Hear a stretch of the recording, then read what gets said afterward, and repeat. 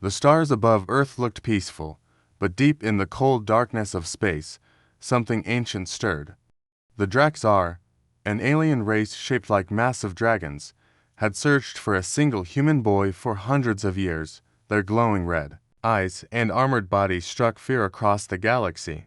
But they were not hunting for power or gold. They were searching for a boy spoken of in a prophecy older than time. High Flame Keeper Zirkhal, the eldest and wisest of them all, believed that this human would either save or destroy their kind. According to the legend, a human child would be born carrying the Heartfire, a rare force that could awaken the hidden strength within the dragons or burn them to ash. On Earth, 14-year-old Aiden Vale lived a quiet life in the small town of Northbrook. He never knew his father, and his mother, a scientist, had passed away 5 years ago. Since then, he had been living with his aunt, unaware of his strange legacy. But things began to change when he started dreaming of fire, glowing scales, and a voice calling his name through the smoke. Every night the dreams grew stronger, and every morning he woke up sweating.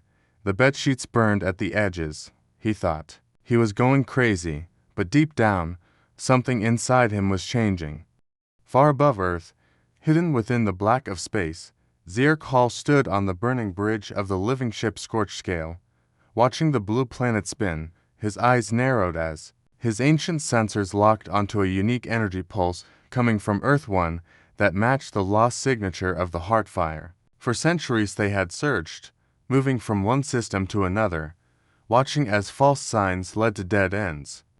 But now, the signal was real, and it pulsed from one place, only Northbrook. Zirkhal let out a deep growl that echoed through the halls of the ship. "We have found him," he said. "Prepare for retrieval." That night, while the wind whispered through the trees and the stars watched silently, Aiden stood outside, drawn by a strange light in the sky. A sudden beam of golden energy shot down, wrapping around him like a net of warmth and lightning. He couldn't scream, he couldn't move. The world spun as he was pulled into the air, higher and higher, until everything went dark. When he opened his eyes, he was no longer on Earth. The air was heavy, almost alive, and the walls around him glowed like lava flowing beneath glass. The heat didn't burn him, though it felt comforting, like a warm blanket on a cold night. Then he saw them massive creatures with wings folded like cloaks, eyes like fire, and scales that shimmered in red and gold. They looked at him with curiosity and fear. One stepped forward. He was taller, older, with horns that curved like blades. "You are the boy," the creature said in perfect English, his voice like rumbling thunder. "You carry the Heartfire." Aiden backed away, trembling. "I don't know what that means," he whispered. But the creature didn't move closer. He simply nodded. "You will," he said. "The fire inside you has awakened. And now the fate of my people rests in your hands." The room fell silent, the glowing walls pulsing with heat. And Aiden knew one thing for sure: his life would never be the same again. Aiden stood frozen as the dragon-like creature stared at him, its eyes glowing with a strange mix of fear and wonder, and the heat of the room felt alive, as if the air itself watched him breathe. He had been taken from Earth without warning, and now he was surrounded by towering beings who called him something he didn't understand. Heartfire. Zirkhal, the leader, stepped closer, his great wings folded neatly behind him, and his deep voice filled the room as he said, "You are not just human, you are something more." Aiden wanted to run, to hide, to wake up from a dream that felt surreal, but his feet refused to move. Zirkhal turned and led him through the burning halls of the ship, where the walls pulsed like veins of lava and shadows danced across the floor. Other dragons watched silently as he passed, whispering in their own sharp language, and none of them dared speak to him directly. Zirkhal brought him to a chamber filled with strange floating symbols, glowing crystals, and an enormous screen that showed stars spinning in the dark. "Long ago," Zirkhal said, "our kind fought a war that nearly ended everything. We believed no species could stop us until we met humans. But your people had something we did not: heart, will, and the power to endure pain beyond reason. Your mother was one of the few who understood us. She helped design a way to end the war, to create peace. But the project was buried after your father vanished. Aiden's heart raced. His mother had worked on alien contact projects before her death, but no one ever told him what really happened.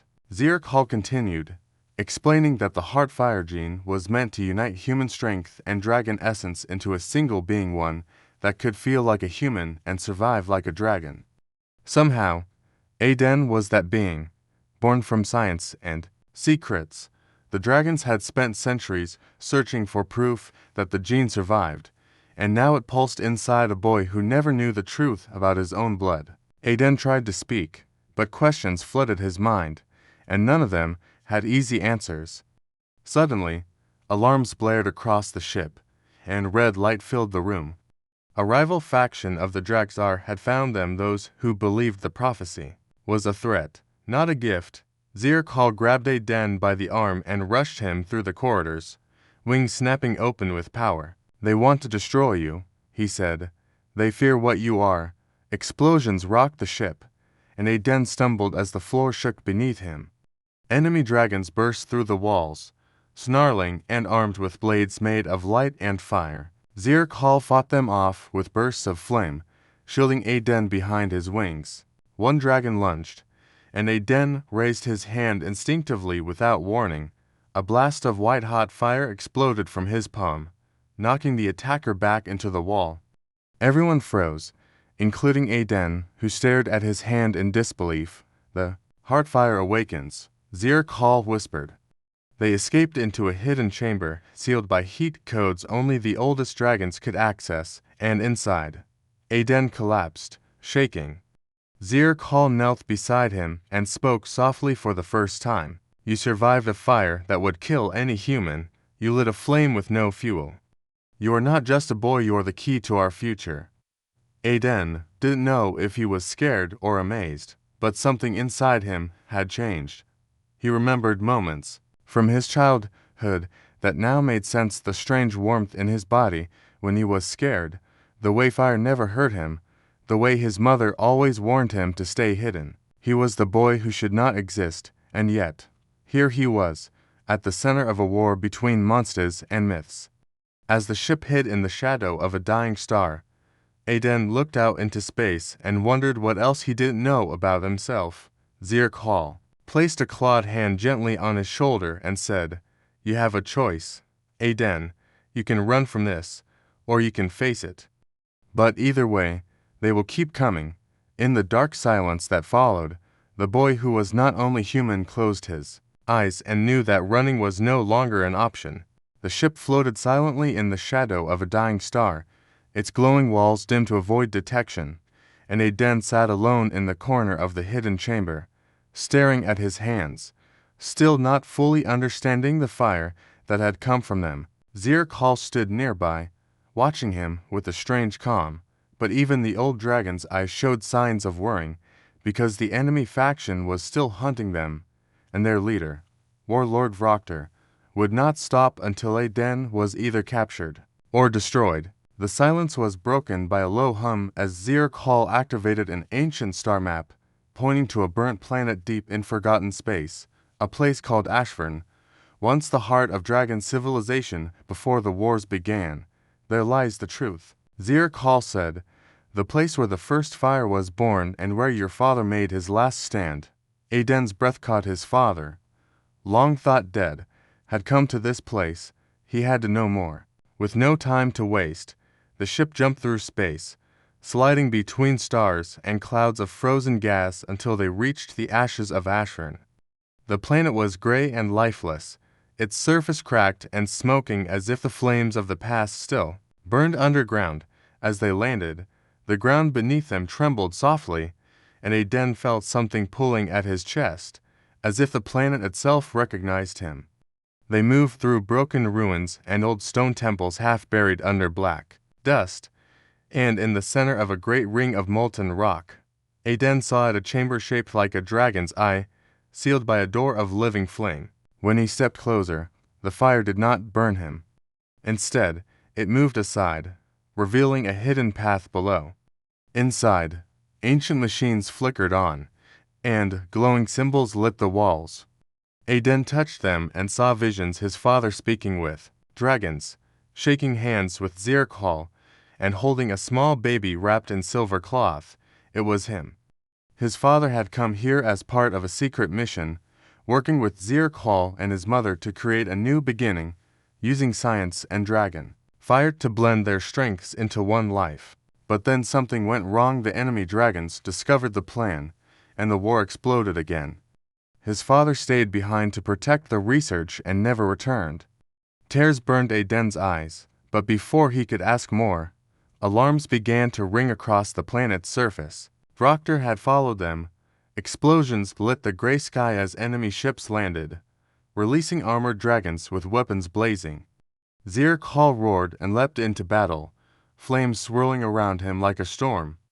Aiden tried to hide, but his body burned with energy again, and before he knew it, he was flying, his feet no longer touching the ground, his arms glowing with fire. The enemy dragons surrounded him, but they paused, stunned by the light pouring from his body.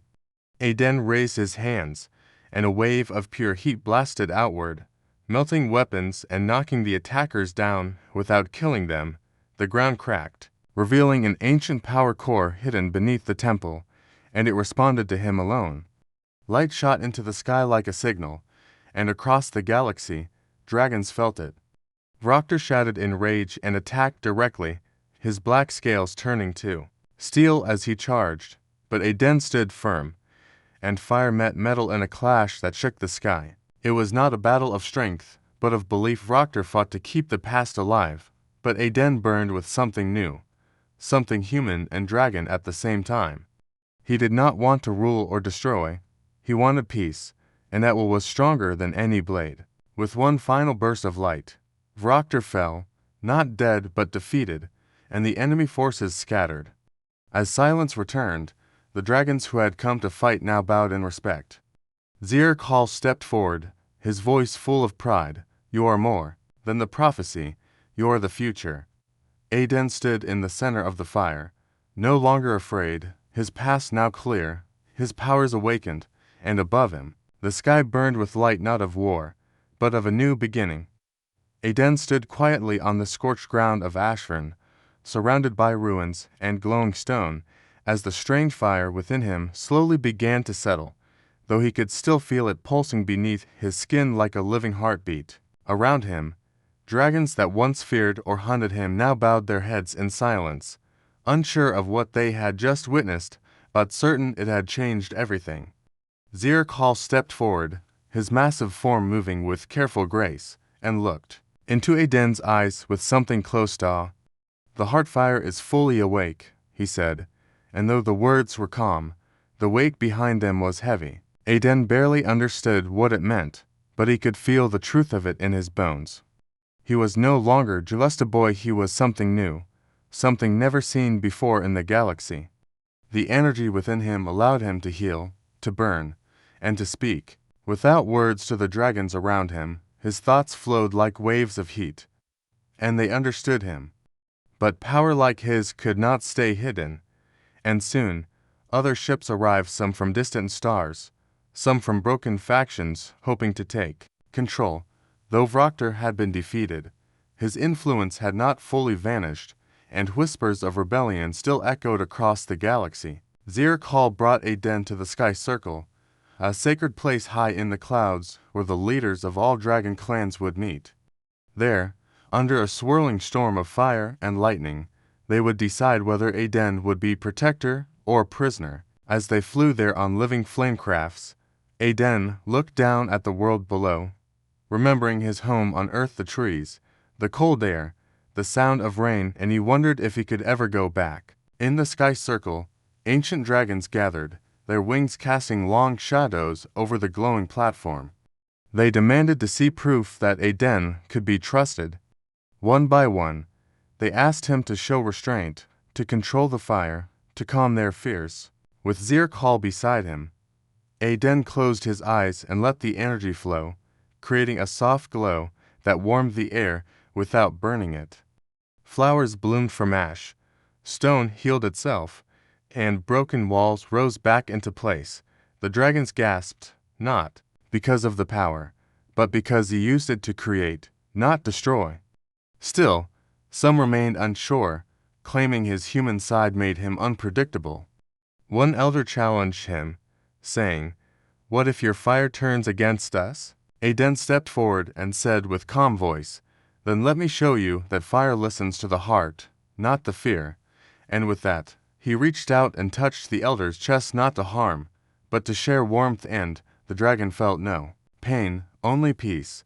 The council agreed to follow him, but a warning remained. His power was tied to his emotions, and if his heart wavered, so would the balance. Aden nodded, understanding the risk. That night, alone on a mountain peak, he looked up at the stars and thought of his parents, of Earth, and of what he had become.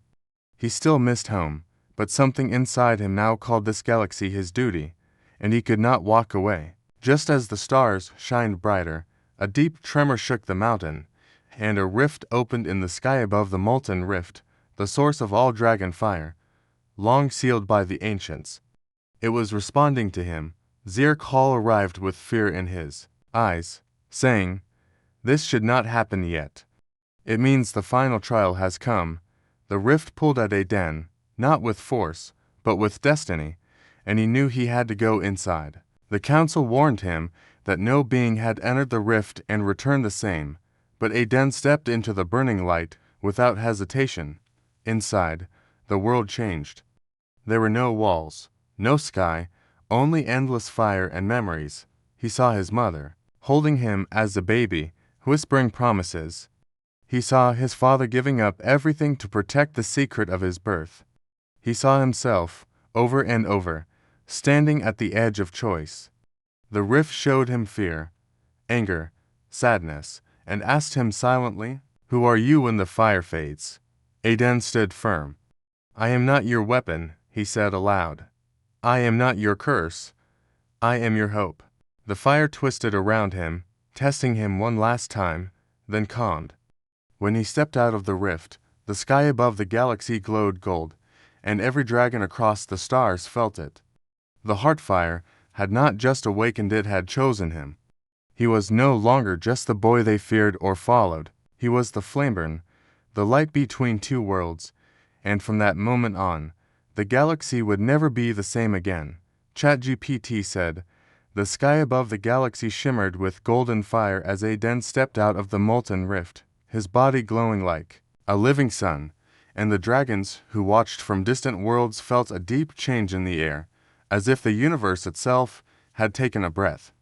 The fire inside him no longer burned wildly, it flowed through him like calm rivers of heat and light. Steady and strong, Zircol waited at the edge of the mountain, his great wings folded in silence. But when he saw Aden emerge, his eyes, ancient and proud, filled with emotion. "You are no longer the boy we found," he said softly. "You are the flame the stars have waited for." News of Aden's transformation spread quickly, reaching even the most hidden corners of the galaxy, and dragons who once feared him now traveled across systems just to see the one who had touched the fire and returned whole. Aden spoke to them not with power, but with purpose, telling them of peace, of change, and of unity between their kind and his. He did not wear armor, carry weapons, or demand respect. He earned it through his calm presence and steady heart. But not all were ready for this new world. From the cold moons of the Drax, our outer colonies, a group of hardliners rose, led by Vrokter's old generals. Dragons who believed strength came only through war. They refused to accept peace and built weapons meant to destroy not only Aden, but the molten rift itself, hoping to break the bond between fire and future. Zircol warned Aden, saying that if the rift was destroyed, it would shatter the fire across the galaxy and bring chaos to every dragon. Aden listened carefully, then made a decision that surprised even his closest allies. He would go to the enemy stronghold alone. No warships, no armies, just him. The council begged him to reconsider, fearing it was a trap.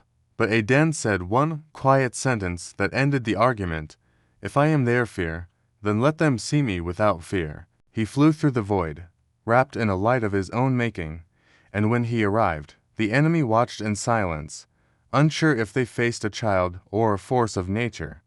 Aiden landed calmly and walked through the gate without raising a hand. The generals, huge and scarred, circled him with fire in their throats, but he did not flinch. Instead, he reached out and placed his hand on the cold stone of the ground beneath them, and with a gentle pulse, the stone warmed. The fire that rose was not one of war, it was memory, showing the faces of dragons who had died in battle, and of humans who had given their lives for peace. The generals hesitated, seeing the truth in the flame. One of them, the youngest, stepped forward and asked, "Why should we follow a human?" Aiden looked at him and replied, "Because I carry both your blood and your pain, and I choose not to let either become hate."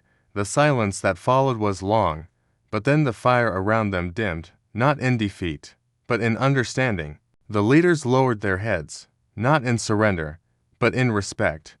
The weapons were dismantled, and the fire meant to destroy the rift was returned to the stars. Aiden returned to the sky circle, where dragons and humans had begun to gather, building something new, a council not of war, but of wisdom. Earth was no longer seen as weak or distant, but as a place of strength, heart, and balance. Aiden visited Earth only once, standing under the same stars that once carried him away, and though he missed the quiet streets of his town, he knew he belonged among the stars now.